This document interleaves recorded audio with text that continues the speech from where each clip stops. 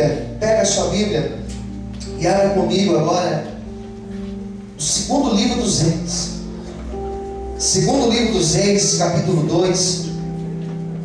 Segundo Reis, capítulo de número 2. Nós vamos ler alguns versículos aqui da palavra de Deus. Segundo Reis, capítulo 2, versículo 19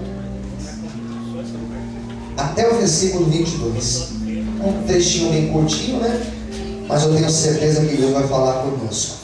Quantos precisam ouvir a voz do Senhor? Digo amém. Amém. Glória a Deus. Podemos ler? Posso ler? Quem já encontrou, diga amém. Diz assim a palavra de Deus. Segundo Reis, capítulo 2, versículo 19. E os homens da cidade disseram a Eliseu: eis que boa é a habitação desta cidade, como meu senhor vê. Porém, as águas são más e a terra é estéril. Olha só, as águas são más e a terra é estéril.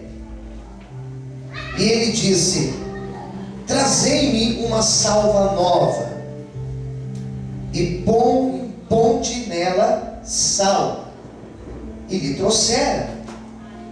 Então saiu ele ao manancial das águas e deitou sal nele e disse: assim diz o Senhor, sararei estas águas e não haverá mais nelas morte nem esterilidade. Ficaram, pois, sãs aquelas águas até o dia de hoje, conforme a palavra que Eliseu tinha dito. Toda a igreja diga amém? Amém. Vamos fazer uma oração agora. Feche os olhos nesse momento. Senhor, meu Deus e meu Pai, Senhor, nesta noite eu quero orar, como eu peço todas as vezes. Usa a minha vida, Senhor, com poder, com autoridade do Teu Espírito Santo. Venha falar aos nossos corações. Não nos deixe sair daqui, Senhor, sem a direção do Teu Espírito. Venha falar conosco e nos abençoe, meu Pai. É o que eu te peço nessa noite, já te agradeço, em nome de Jesus. Todos digam amém. Você pode aplaudir o Senhor bem forte, glória a Deus. Amém? Graças a Deus. Olha para o vizinho do lado, olha para ele e diga assim: Deus vai falar com você nessa noite. Amém? Queridos, parece muito simples o que nós acabamos de ler.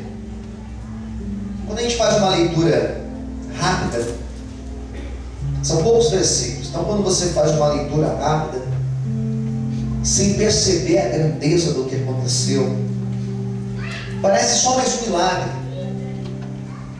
parece só mais uma história de um profeta que orou, que determinou algo, e que este algo aconteceu e deu tudo certo no final. Mas eu não vejo simplesmente como um milagre isolado. Preste atenção, queridos. Como um fato isolado, como simplesmente mais uma operação divina. Não. Eu vejo algo muito mais profundo por detrás dessa história. Vou tentar te explicar em poucos instantes. A cidade que o profeta Eliseu entrou era uma cidade que tinha um nome, uma das cidades mais antigas da humanidade. Uma cidade que tinha o nome de Jericó. Pergunte para quem está ao seu lado: você já ouviu falar de Jericó? Pergunte para essa pessoa. Quando a gente fala de Jericó, quando a gente fala desse nome Jericó, o que nós lembramos? Geralmente nós lembramos daquela passagem quando Josué rodeou a cidade por 7 dias, cada dia uma volta, e no último dia 7 voltas, e que as muralhas daquela cidade caíram. É isso que nós lembramos geralmente. Quem concorda, diga amém. É isso que nós lembramos.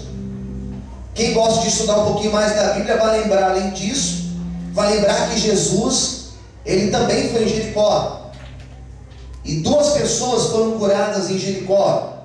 A primeira não estava na cidade, mas estava na porta da cidade. Era um cego. Este cego ele foi curado por Jesus antes de Jesus entrar na cidade. E outra cura, outro milagre que aconteceu foi lá dentro da cidade. Um homem rico por nome de Zaqueu, que era um publicano, um cobrador de impostos, e ele teve encontro com Jesus e teve a sua vida transformada pelo poder de Jesus. São essas palavras que nós lembramos de Jericó, geralmente são essas. Se alguém que estuda um pouquinho mais vai lembrar de outros textos, vai lembrar de outras coisas. Mas de forma resumida, Jericó era isso mesmo. Uma cidade que tinha um grande fluxo de pessoas, uma cidade financeiramente rica, uma cidade conhecida como uma cidade de fragrâncias, uma cidade próspera, uma cidade que tinha uma grande muralha, portas bem fortes, revestidas. Então era uma cidade que quem olhava do lado de fora imaginava lá dentro poder financeiro. Se nós fôssemos hoje comparar Jericó, nós poderíamos comparar Jericó, por exemplo, com uma grande cidade. Cidade de São Paulo, por exemplo. Quando nós falamos da cidade de São Paulo, quando alguém lá de fora, é interessante quando alguém lá de fora fala de São Paulo, é que nós estamos acostumados. Mas quando vem alguém lá de fora e fala de São Paulo, fala de maneira impressionada. Quando alguém vem de uma cidade pequena e vem aqui dentro da capital de São Paulo e conhece, por exemplo, a Avenida Paulista, conhece, por exemplo, as marginais, ou então nunca andou de metrô e vai andar de metrô, e vai lá na Praça da Sé. Quando vê aquele tanto de gente, fica impressionado, porque nós estamos falando de uma grande cidade. Quem está entendendo, diga amém. Jericó era isso. Era uma cidade que naquela época era muito grande, era conhecida como uma cidade do império. E quando a Bíblia vai dizer desse profeta Eliseu entrando em Jericó, diz a Bíblia que quando ele vai passar por Jericó, diz a Bíblia que os homens daquela cidade, os comerciantes daquela cidade, os governantes daquela cidade, os principais daquela cidade, eles foram falar com Eliseu.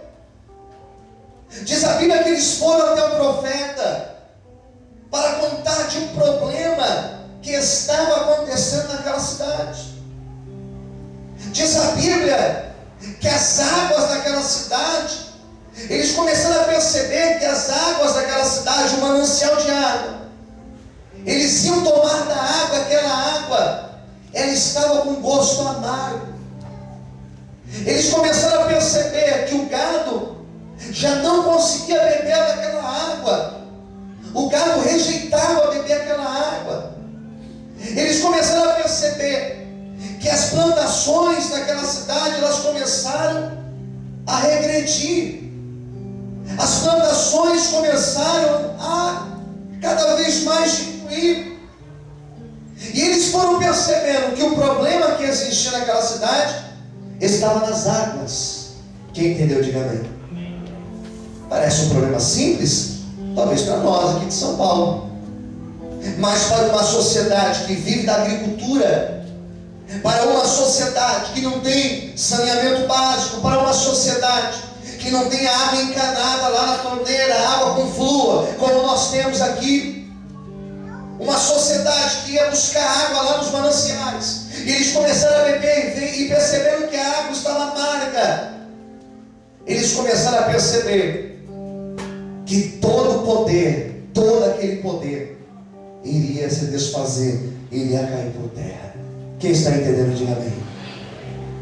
Eles começaram a perceber que eles não iriam muito longe. Eles começaram a perceber que aquela cidade estava caminhando para a falência total, porque eles poderiam viver sem qualquer outro elemento. Eles poderiam viver sem trigo, eles poderiam viver sem sal, eles poderiam viver sem as uvas, eles poderiam viver sem até mesmo sem o gado, mas sem água nenhuma sociedade consegue sobreviver, porque a água é um elemento essencial.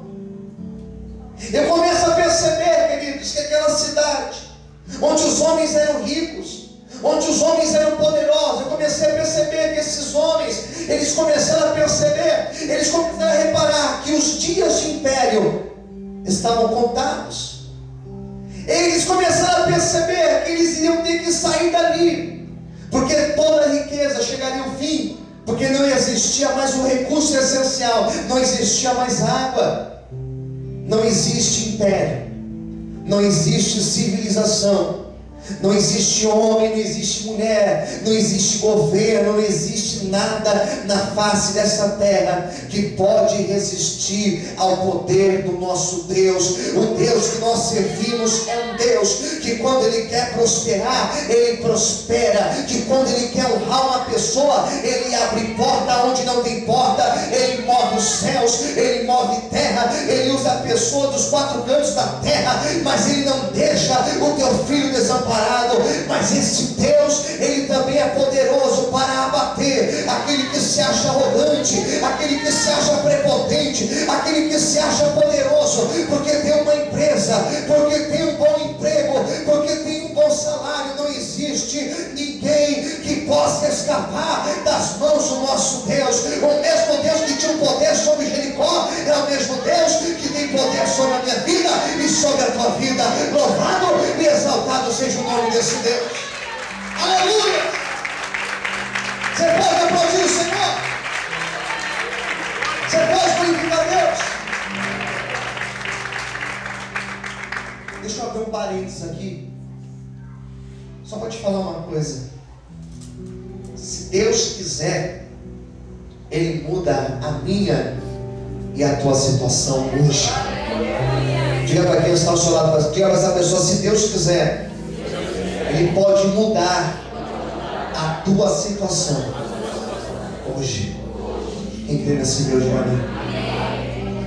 Tem a história de um homem na Bíblia chamado Jó.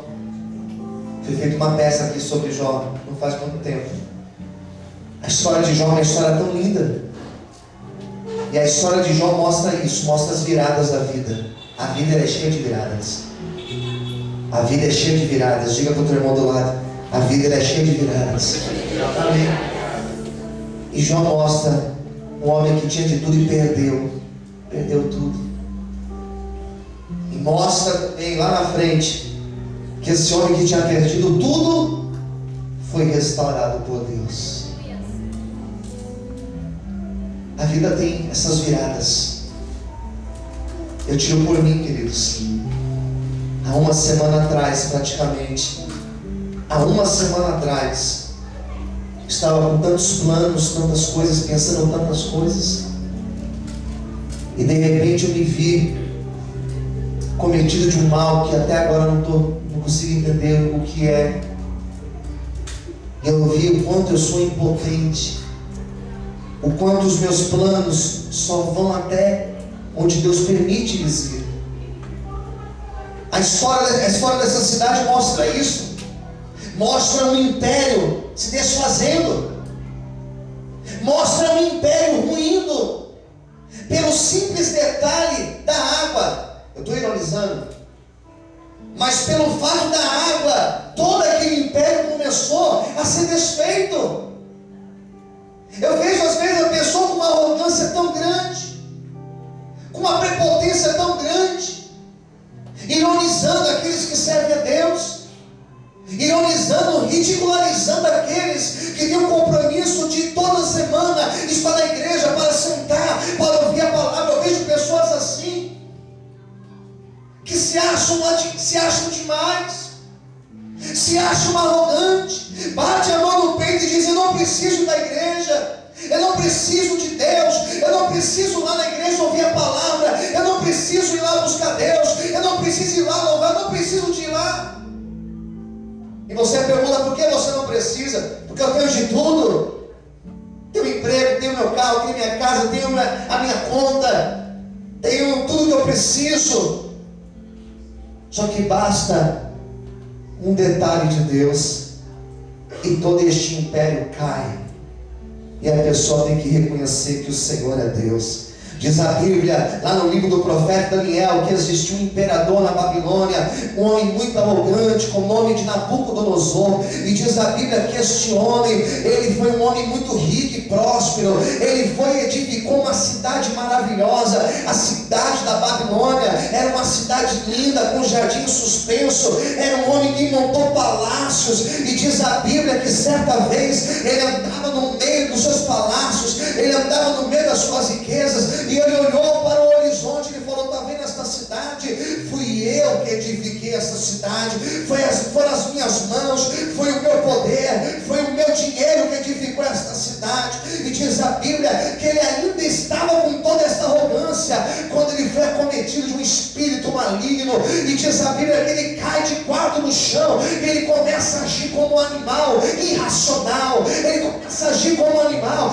A Bíblia vai dizer que no corpo dele começou a crescer pelo, as suas unhas cresceram, e ele foi abatido pelo nome de Deus. Sabe o que eu aprendo? Que aquele que se exalta, Deus abate; aquele que se acha, Deus abate; aquele que acha que não precisa de Deus, Deus abate ele. E Deus mostra que verdadeiramente todos nós precisamos da presença e da misericórdia do Senhor na nossa vida.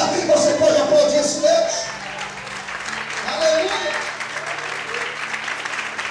E a história de Nabucodonosor vai dizer que depois de 7 anos que ele ficou assim, diz a Bíblia que ele voltou à sua lucidez. E no momento que ele voltou à sua lucidez, a primeira coisa que ele fez foi reconhecer que o Senhor Deus é Deus sobre todas as coisas. Deus exalta, mas Deus também abate. Diga para quem está no seu lado: Deus exalta e Ele também abate. E esses homens foram até o profeta Eliseu e disseram: Eliseu, nós estamos com um problema sério na nossa cidade. As águas estão amargas e até agora está estéril. Águas amargas e a terra estéril. Repita comigo: águas amargas. Está fraco demais, com mais fé. Diga: águas amargas e terra infértil. Amém. A terra estava estéril, plantava, não crescia. A água não dava para nada. Se a água estava amarga, se a terra estava estéril, ou seja, começou a faltar alimento, começou a faltar produção agrícola. Naquela terra começou a existir morte. Os peixes começaram a morrer. Não tinha mais vida. Eles foram chegando para Eliseu para pedir ajuda, porque eles sabiam que os dias estavam contados. Quem entendeu, diga amém. E Eliseu falou: mas peraí, como assim? A água está amarga, a terra não está produzindo. O que está acontecendo? E diz a Bíblia que eles levaram o profeta até a fonte da água. Eles disseram: profeta, experimenta da água aí. O profeta pegou a água. Quando ele sentiu o cheiro da água, a água não pode ter cheiro. Quando ele experimentou um pouco da água, ele sente aquele amargo. E diz a Bíblia que ele falou assim: busca um prato. Busca um prato novo. Coloque sal neste prato. Daí aqueles que são mais supersticiosos acham que o poder está no sal. Daí quer tomar banho de sal grosso, daí quer encher a casa de sal. E tem igrejas que têm feito isso hoje em dia, né? O poder não está no sal, o poder está em Deus. Amém? Avisa o teu vizinho do lado: o poder está em Deus. Amém? Não vai sair daqui e encher tua casa de sal, pelo amor de Deus. Vai falar que aprendeu aqui comigo, está amarrado. Diz a Bíblia que ele pega aquele prato com sal. O poder não estava no sal. O poder está no nome de Deus. Quem entendeu, diga amém. Ele pega aquele sal e diz a Bíblia que ele ora naquele sal. Ele abençoa aquele prato com sal. E ele derrama naquele manancial. Derrama todo o prato com sal. E aquele sal começa a se espalhar pelas águas correndo. E o povo ali olhando. Daqui a pouco o profeta falou assim: vai lá agora, experimenta essa água. Eles pegaram a água, pegaram um copo. Vamos imaginar que eles pegaram um copo como esse. Pegaram o copo. Tomaram água. Está diferente. Tiraram a água, está diferente. Toma mais aí. Dá para o outro tomar ali. Curioso ali tomar. Toma aí, experimenta. Tomou água. A água está diferente. Acho que você não está entendendo a palavra. Eles tomaram a água.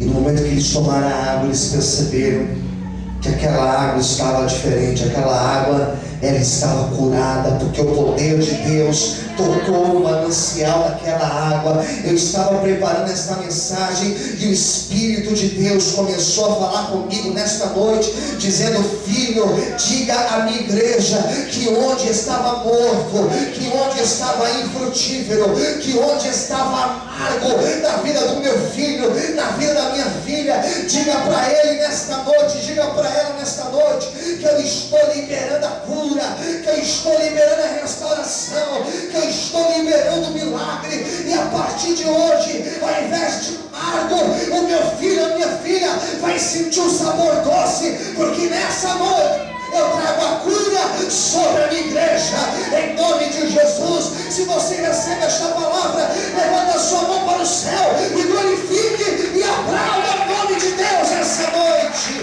em nome de Jesus. Feche os teus olhos por um minuto. Feche os teus olhos por um minuto. Começa a aplaudir o Senhor. Começa a glorificar o Senhor. Começa a exaltar ao nome de Deus essa noite. Aleluia. Diga para quem está perto de você: o milagre do Senhor alcançou a tua vida nesta noite. Quem crê nisso, diga amém. Olha o que diz o versículo 21.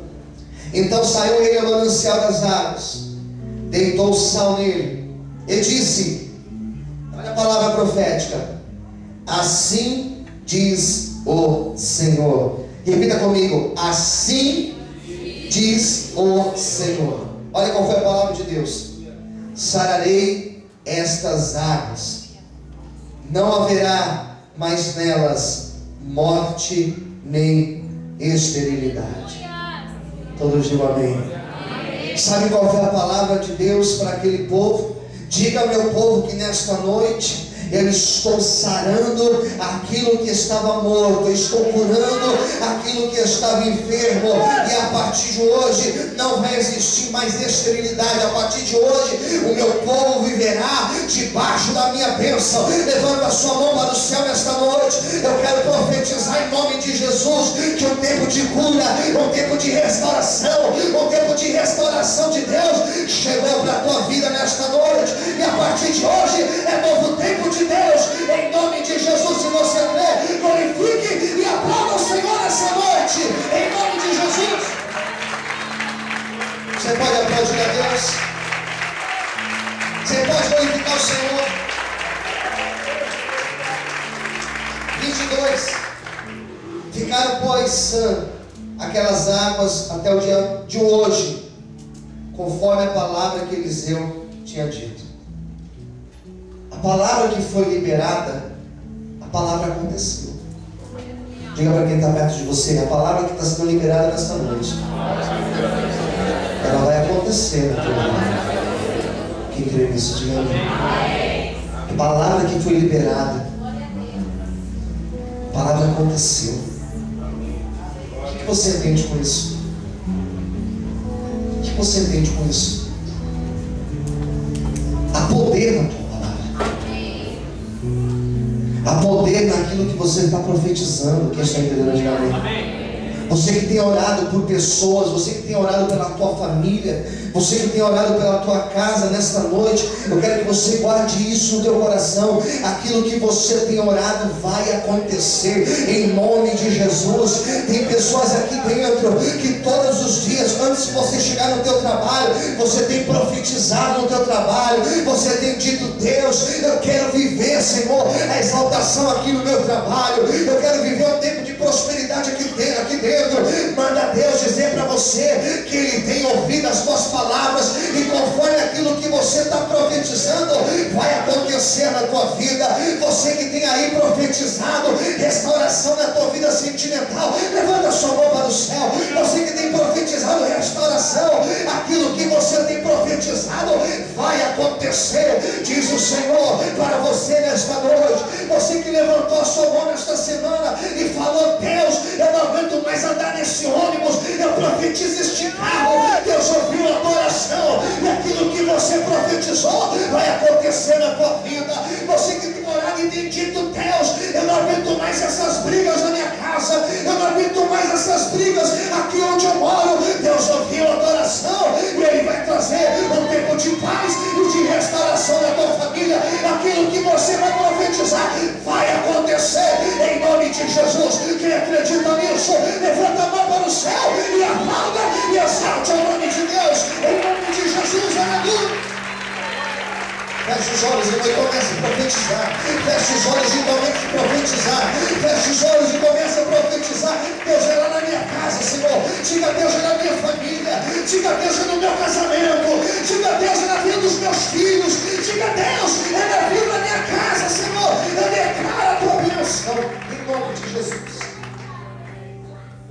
Não basta apenas eu jogar o sal. Não basta apenas o pastor me ungir com óleo. Eu preciso profetizar. Diga para quem está no seu lado: é preciso você profetizar. O que o profeta determinou, queridos, aconteceu. Você quer que eu sou um profeta de Deus aqui nessa noite? Você quer que eu sou um profeta de Deus aqui nessa noite?